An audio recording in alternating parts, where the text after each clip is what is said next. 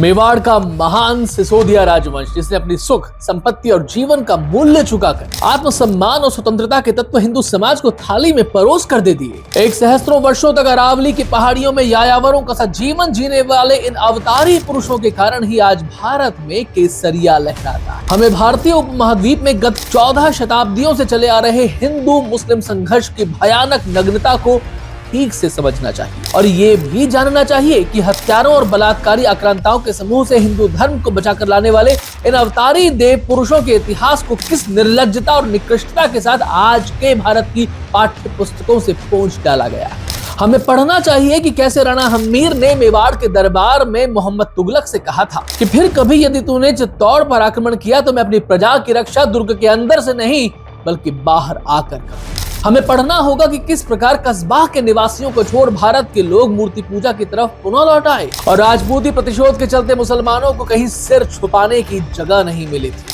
हमें पढ़ना चाहिए कि कैसे जौहर की ज्वाला में उड़ते हुए अंगारों में इन बर्बर शक्तियों के साथ सह अस्तित्व की सारी संभावनाएं भस्म हो गई। हमें यह भी पढ़ना चाहिए कि इस्लाम की दहशत का सम्मोहन एक उच्चतर सत्ता के आह्वान से ही तोड़ा जा सकता था और वो सत्ता थी दासता के विरोध में आत्मोत्सर्ग का संकल्प। जो व्यक्ति या समाज स्वतंत्र रहने के लिए स्वयं की बलि देना स्वीकार कर ले वो भय से मुक्त हो जाता है और यही साका और जौहर का मूल आध्यात्मिक आधार भी था। हमें पढ़ना चाहिए कि इस देश के दो आदर्श एक साथ नहीं हो सकते।